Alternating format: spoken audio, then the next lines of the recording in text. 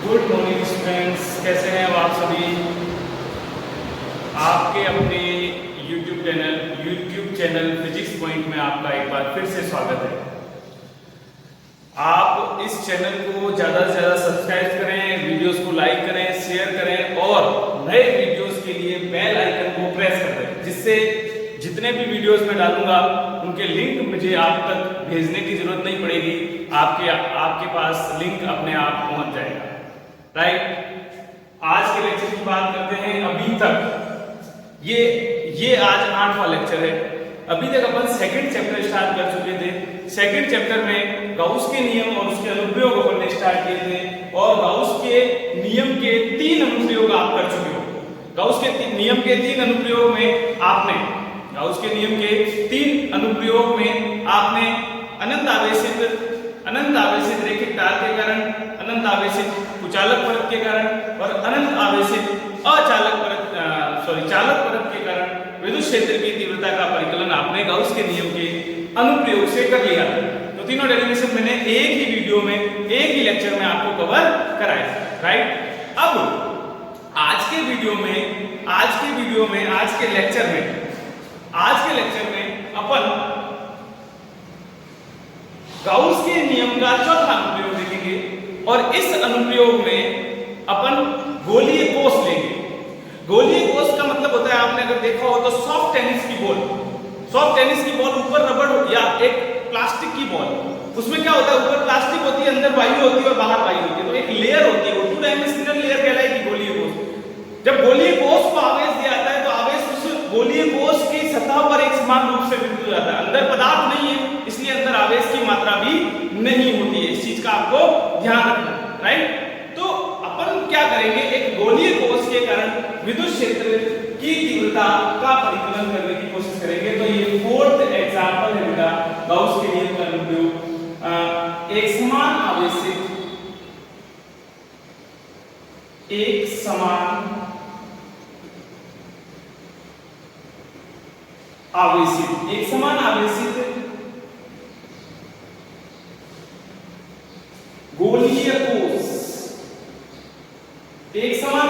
गोलीय कोष के कारण विद्युत क्षेत्र की तीव्रता। एक समान आवेशित गोलीय कोष के कारण विद्युत क्षेत्र की तीव्रता, ये अपना आज का डेरिवेशन है। इसके लिए मैंने कहा, मान लीजिए ये गोलीय कोष है, कैपिटल R त्रिज्या का, O इसका केंद्र है, कैपिटल R त्रिज्या का एक गोलीय कोष है।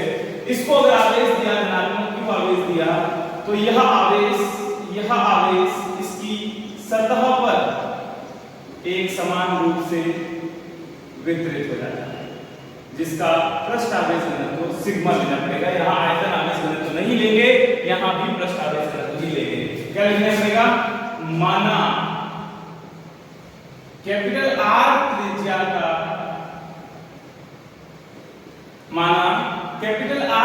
का एक गोलीय कोष है।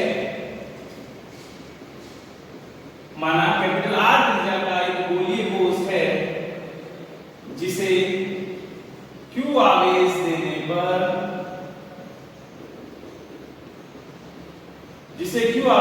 पर यह आवेश इसकी सतह पर एक समान रूप से वितरित हो जाता है।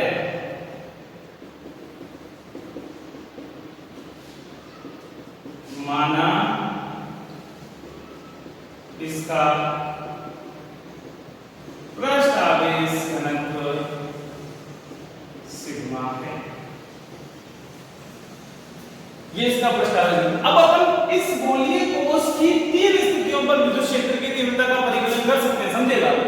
इस गोलीय कोष के बाहर अगर बिंदु है तो इस गोलीय कोष के कारण उस बिंदु पर विद्युत क्षेत्र कितना होगा।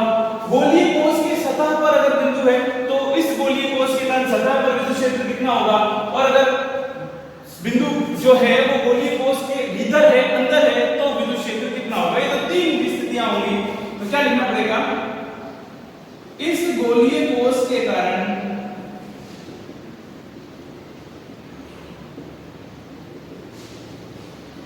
निम्न 3 स्थितियों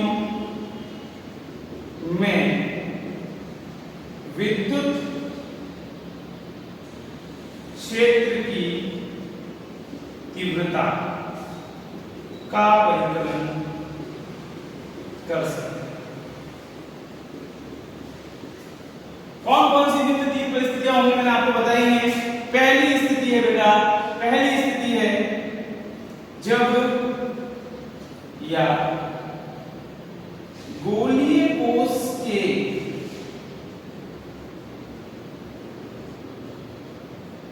बाहर स्थित, गोलीय कोष के बाहर स्थित बिंदु पर विद्युत क्षेत्र की तीव्रता, यानी स्मॉल आर का मतलब है गोलीय कोष के केंद्र से उस बिंदु की दूरी, लंबवत दूरी, और ये कैपिटल आर से जाता है। फर्स्ट केस में दिख रहा होगा आपको, ये आपने ये इसको यहां नहीं बनाना, यहां बनाना। मान लीजिए ये गोलीय कोष है ना, यही वाला गोलीय कोष मैंने वापस यहां बनाया। ये आपके पास O और ये कैपिटल आर है और ये धनात्मक आवेश तत्व है ये, ठीक है। इससे स्मॉल आर दूरी, यहां से यहां तक P बिंदु है जहां विद्युत क्षेत्र की तीव्रता का परिकलन करना है, समझेगा। माना बिंदु P जो है गोलीय कोष से बाहर स्थित है और OP बराबर स्मॉल r है। अब बिंदु P पर विद्युत क्षेत्र की तीव्रता का परिकलन करना है। इसके लिए बिंदु P पर विद्युत क्षेत्र की तीव्रता का परिकलन करना है। इसके लिए अपन क्या करते हैं, OP बराबर स्मॉल r त्रिज्या के एक गोलाकार गाउसियन पृष्ठ की गाउसियन नियम से करेंगे। तो क्या करा मैंने, एक गोलाकार गाउसियन पृष्ठ की कल्पना कर दी। अब ये क्या हुआ, ये जो गोलीय कोष है ये इस OP बराबर स्मॉल r त्रिज्या के गोलाकार गाउसियन पृष्ठ में स्थित है। इस गोलाकार गाउसियन पृष्ठ, अब ये बिंदु आवेश माना जा सकता है गोलीय कोष। तो इस पूरे गोलीय कोष को छोटे छोटे अल्पांशों में विभक्त करें।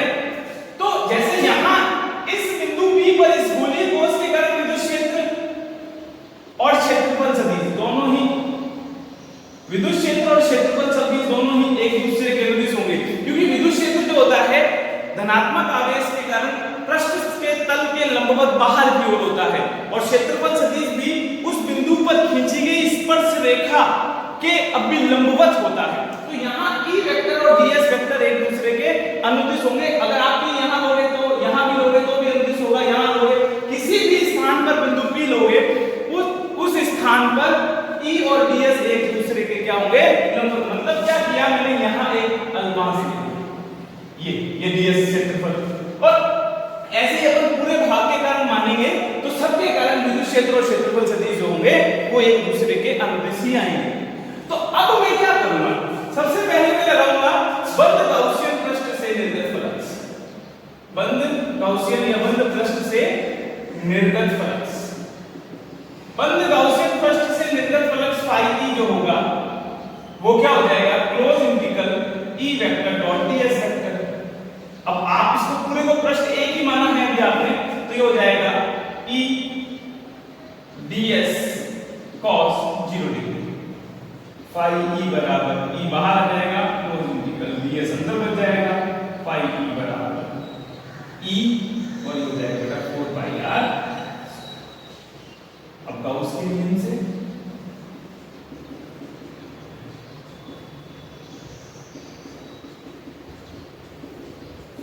गाउस के नियम से बेटा क्या होता है, phi E बराबर q अपॉन f। इन दोनों को बराबर कर दो, ये हो जाएगा E 4 pi r स्क्वायर बराबर q अपॉन एप्सिलॉन नॉट। ये हो जाएगा बेटा E बराबर q upon 4 pi epsilon not 1 upon ये 4 pi एप्सिलॉन नॉट और r square. 1/4 pi epsilon not के क्यू स्क्वायर, और बाहर स्थित है तो मैंने इसको ओ नॉट लिख दिया। ई नॉट बराबर K Q upon R square, E nought बराबर K Q upon R square, ये समीकरण 1 हुआ। अच्छा सॉरी, समीकरण 3 हुआ। स्पष्ट है। ई नॉट जो है वो दूरी के वर्ग के व्युत्क्रमानुपाती है, मतलब जितना आप ज्यादा दूर जाओगे उतना ही विद्युत क्षेत्र का मान जो है वो कम होता, दूरी के वर्ग के व्युत्क्रमानुपाती है, कम होता चला जाएगा। सदिश रूप में अगर हम लिखें तो ई नॉट वेक्टर जो होगा के क्यू अपॉन आर वेक्टर का स्क्वायर आर कैप। इसकी आर कैप यानी दिशा, और दिशा जो होगी मैंने क्या बताया आपको, दिशा गोलीय कोश, धनात्मक गोलीय कोश के कारण जो होती है दिशा वो पृष्ठ के तल के लंबवत बाहर की ओर होती है। ठीक है, ये आपका फर्स्ट पॉइंट हुआ है बेटा, गोलीय कोश के बाहर स्थित बिंदु पर विद्युत क्षेत्र की तीव्रता। सेकंड पॉइंट अगर आप समझें, सेकंड पॉइंट गोलीय कोश की सतह पर स्थित बिंदु पर विद्युत क्षेत्र की तीव्रता। तो देखिए आप, गोलीय कोश की सतह पर स्थित बिंदु पर विद्युत क्षेत्र की तीव्रता, ये हो गया R बराबर कैपिटल R बराबर कैपिटल R। गोलीय कोश की सतह पर है बिंदु, गोलीय कोश की सतह पर है, मतलब अगर हम डायमेंट्रिकली इसको समझें तो ये गोलीय कोश है, और ये आवेश जो दिया आपने, ये धनात्मक आवेश इसकी सतह पर एक समान रूप से वितरित है, और ये आपका O, ये कैपिटल R और ये स्मॉल r, या ये कैपिटल R मान लो और ये स्मॉल r, मतलब बिंदु P जो होगा यही होगा। तो इसको भी अगर आप सॉल्व करोगे तो यहाँ O भी बराबर स्मॉल r दे जाएगा, गाउसियन प्रश्न लोगे तो गाउसियन प्रश्न इसी के ऊपर आएगा, सेम इसी तरह से सॉल्व होगा। और नहीं तो आप सीधा लिख सकते हो कि इस समीकरण 3 में स्मॉल r के स्थान पर कैपिटल R प्रतिस्थापित करके इस स्थिति में विद्युत क्षेत्र की तीव्रता का परिकलन कर सकते हैं। इस स्थिति में विद्युत क्षेत्र की तीव्रता का परिकलन करने के लिए समीकरण 3 में, ये समीकरण 3, इस समीकरण 3 में स्मॉल r के स्थान पर कैपिटल R प्रतिस्थापित करते हैं, अर्थात देखो क्या हो गया, E और सरफेस के कारण मैंने इसको ES कह दिया, ES बराबर ये हो गया बेटा KQ अपॉन कैपिटल R, जो कि कांस्टेंट है। अब आपको समझ में आ रहा है ये कांस्टेंट क्यों है, R constant, K constant, Q constant. यहाँ R चेंज हो सकता है, दूरी के साथ दूरी आगे पीछे कर सकते हैं अपन, यहाँ सतह पर है तो कैपिटल R ही होगा, KQ अपॉन R। यहाँ तक कोई डाउट किसी को? इसको अपन चाहें तो पृष्ठ आवेश घनत्व के रूप में भी लिख सकते हैं, जरूरत हो जैसे आप जैसे पृष्ठ इसी एक को ही मैं दे दूं पृष्ठ आवेश घनत्व के रूप में, ये समीकरण नंबर 4 बना है। पृष्ठ आवेश घनत्व के रूप में ES बराबर K का हो गया 1/4 पाई एप्सिलॉन नॉट और Q अपॉन R स्क्वायर। इसको थोड़ा रीअरेंज करो, ये हो गया 1/4 पाई R स्क्वायर और ये हो गया Q upon epsilon not. 4 pi R square क्या होता है? 4 पाई R स्क्वायर होता है पृष्ठीय क्षेत्रफल यानी Q upon S 1 upon epsilon. यही बात समझ में, 4 पाई R स्क्वायर, 4 पाई R स्क्वायर मतलब इस गोले का पृष्ठीय क्षेत्रफल, और गोले का पृष्ठीय क्षेत्रफल क्या है? S है, तो Q अपॉन S, और Q अपॉन S क्या होता है बेटा? Q अपॉन S होता है पृष्ठीय क्षेत्रफल, तो क्या रिजल्ट आया? सिग्मा अपॉन ES का मान सिग्मा अपॉन एप्सिलॉन नॉट जो कि कांस्टेंट। तो आप इसको भी चेंज कर सकते हो पृष्ठ आवेश घनत्व के रूप में। और ये सेकंड पॉइंट हुआ, देखो बाहर गोलीय कोश के बाहर है तो दूरी पर निर्भर कर रहा है, गोलीय कोश की सतह पर है तो कांस्टेंट है, नियत है। और तीसरा पॉइंट, इस सेकंड पॉइंट इसको ऐसे डाल दो। और थर्ड पॉइंट जो है बेटा, थर्ड पॉइंट है गोलीय कोश, गोलीय कोश के भीतर, गोलीय कोश के भीतर स्थित बिंदु पर, गोलीय कोश के भीतर स्थित बिंदु पर बिंदु पर विद्युत क्षेत्र की तीव्रता, इस बार स्मॉल r जो है वो लेस देन है कैपिटल R से। मतलब अब बिंदु जो है गोलीय कोश के अंदर स्थित है, गोलीय कोश के भीतर स्थित है, ठीक है कि नहीं। तो इस स्थिति में क्या होगा, देखो ये गोलीय कोश है ना, इसको आपने आवेश जो दे रखा है वो इसकी सतह पर फैला हुआ है। आगे बात सुनो, अब ये इसकी त्रिज्या, ये इसका केंद्र है। अब मान लो ये स्मॉल p बिंदु है ये r। अब स्मॉल p बिंदु तो इसके अंदर है और अंदर आवेश की मात्रा शून्य होने के कारण विद्युत क्षेत्र भी क्या हो जाएगा, शून्य हो जाएगा। ये सबसे महत्वपूर्ण पॉइंट है। मैं आपको पहले भी बता चुका हूं, इससे पहले वाले वीडियो में मैंने आपको बताया कि गोलीय कोश है चाहे चालक है, दोनों ही स्थितियों में आवेश जो है वो केवल उसकी सतह पर ही रहता है।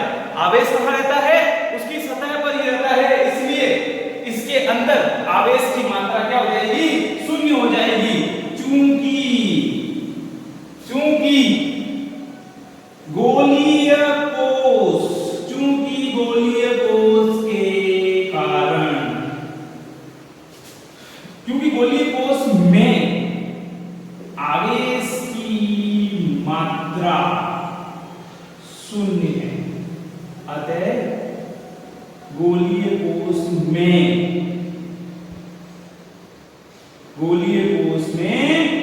विद्युत क्षेत्र भी क्या होगा बेटा, विद्युत क्षेत्र भी शून्य होगा, विद्युत क्षेत्र भी शून्य। कितना होगा, सॉरी ये इंटरप्शन हो गया बीच में, विद्युत क्षेत्र भी क्या होगा, शून्य होगा।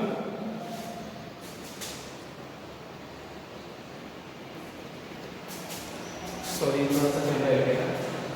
ओके, तो ये आपके पास हुआ गोलीय कोश के कारण विद्युत क्षेत्र। तीन अलग अलग स्थितियों में आपने देखा, जब गोलीय कोश के बाहर बिंदु है तो विद्युत क्षेत्र kq/r² है, गोलीय कोश की सतह पर है तो kq/R² है और भीतर जो है वो शून्य है। अब आप दूरी के साथ परिवर्तन आरेख को देखें, ये क्वेश्चन अलग से पूछा हुआ है, दूरी के साथ परिवर्तन आरेख अलग से पूछा हुआ है, दूरी के साथ परिवर्तन आरेख।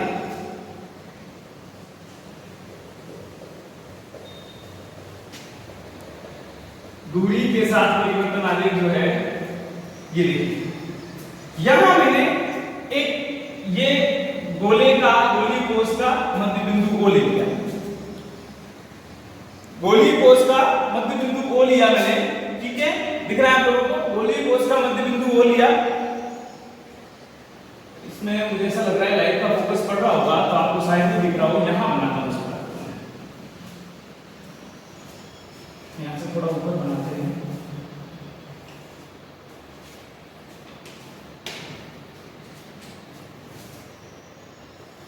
अब आपको दिख रहा होगा, ये मैंने इसका क्या ले लिया बेटा, मध्य बिंदु O ले लिया। यहां से दो पॉइंट ले लेता हूं, ये मैंने एक पॉइंट ले लिया, यहां P पॉइंट है अगर, तो ये दूरी R को रिप्रेजेंट कर रहा है इस तरह, और ये विद्युत क्षेत्र E को रिप्रेजेंट कर रहा है इस तरह, ठीक है। मैं ये कह रहा हूं कि यहां तक ये सरफेस है अगर, तो ये R लेस देन R है और ये R ग्रेटर देन R है, और ये सरफेस R बराबर R, दिख रहा है आपको, राइट। तो आप देखोगे कि सरफेस पर विद्युत क्षेत्र का मान अधिकतम है और यहां विद्युत क्षेत्र 0 है, E in 0, यहां एकदम अधिकतम हो गया और वो है ES बराबर kq/R² या σ/ε। और जैसे अपन उससे दूर जा रहे हैं तो दूरी के साथ ये घट रहा है, यानी EO इनवर्सली प्रोपोर्शनल, राइट।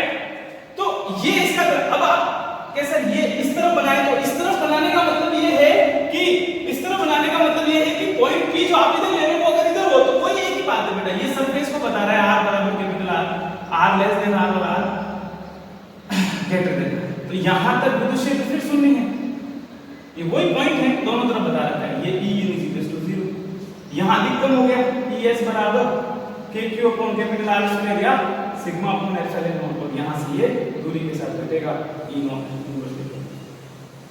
ये जो ग्राफ है बताइए, ये दूरी के साथ विद्युत क्षेत्र का परिवर्तन आ रही है, ये अलग से बोर्ड एग्जाम में पूछा हुआ है एक नंबर, और एक बार नहीं कई बार पूछा हुआ है, तो इसको आप थोड़ा ढंग से समझेंगे। ये बेटा आपका हुआ है गाउस के नियम का फोर्थ अनुप्रयोग, गोलीय कोष के कारण विद्युत क्षेत्र या गोलीय कोष के कारण विद्युत क्षेत्र की तीव्रता। एक बार इसको पूरे को समझ में आपसे कहूंगा, पूरा आप इसको एक बार बच्चों को दिखा दें। एक मिनट रुक, हाँ ये पूरा आपको दिख रहा है ना। आप ये है गोलीय कोष। मैं आपको पहले बता चुका हूं स्थिर वैद्युतिकी में गोलीय कोष और चालक गोला, दो चीजों को समझना। गोलीय कोष और चालक गोले का व्यवहार बिल्कुल एक जैसा होता है। गोलीय कोष और चालक गोले का व्यवहार बिल्कुल एक जैसा होता है। यानी अगर मैं यहाँ फोर्थ की जगह फिफ्थ पॉइंट डाल दूं, इसमें तो कोई दिक्कत नहीं है, फोर्थ की जगह अगर यहाँ फिफ्थ पॉइंट डाल दूं और यहाँ मैं लिख दूं एक समान आवेशित चालक गोला, गोलीय कोष की जगह मैं क्या लिखूं बेटा, एक समान आवेशित चालक गोला, समझना। तो इस डेरिवेशन में कुछ भी चेंज नहीं है, केवल जहां गोलीय कोष लिखा हुआ है वहां चालक गोला लिखा जाएगा। इसके अलावा कुछ भी चेंज नहीं है, ना रिजल्ट में चेंज है, ना पॉइंट्स में चेंज है, ना ग्राफ में चेंज है, ना ही इसके जो फाइनल रिजल्ट आ रहे हैं उसमें कोई चेंज है। क्यों? क्योंकि गोलीय कोष को जब आवेश देते हैं तो आवेश उसकी सतह पर एक समान रूप से वितरित होता है, और चालक गोले को भी जब आवेश देते हैं, चाहे वो ठोस चालक गोला है, परंतु जब आवेश दिया जाएगा तो आवेश केवल उसकी सतह पर ही फैलेगा, उसके अंदर आवेश की मात्रा शून्य ही होगी। यानी चालक गोले का व्यवहार स्थिर वैद्युतिकी के अंदर बिल्कुल गोलीय कोष के जैसा ही होता है। यानी पांचवा डेरिवेशन आपके लिए होमवर्क हो गया, ये आपको खुद ही करना है, ये बिल्कुल सेम है। जहां गोलीय कोष लिखा हुआ है तो उसको पेंसिल से थोड़ा डार्क कर देना कि ठोस चालक गोला है ना, और जहां गोलीय कोष लिखा हुआ है मैंने इस पूरे डेरिवेशन में, वहां आप क्या लिखोगे, चालक गोला लिखोगे। इसके अलावा रिजल्ट में, ग्राफ में या फाइनल रिजल्ट में कोई चेंजेस नहीं है। यानी चालक गोला आपको खुद करना है। चालक गोले के कारण विद्युत क्षेत्र की तीव्रता 3 पॉइंट पर, चालक गोले के बाहर स्थित बिंदु पर विद्युत क्षेत्र की तीव्रता, चालक गोले की सतह पर विद्युत क्षेत्र की तीव्रता और चालक गोले के भीतर विद्युत क्षेत्र की तीव्रता क्या होगी, समान ही होगी। यानी चालक गोला आपको खुद ही करना है। आज के वीडियो में अपन ने 2 डेरिवेशन कर लिए, एक मैंने करा दिया है, एक आपको करना है। अब देखो इस चैप्टर को जब अपन दो वीडियोस के अंदर ये चैप्टर खत्म हो जाएगा, इसके बाद में इस चैप्टर के न्यूमेरिकल्स भी लूंगा, और आगे के जो चैप्टर्स हैं उनके डेरिवेशन और थ्योरी के साथ में कोशिश करूंगा मैं न्यूमेरिकल को लेने की। तो आप क्या करो, इस वीडियो को देखें, अच्छे से समझें, आगे शेयर करें, लाइक करें और सब्सक्राइब करें। Thank you.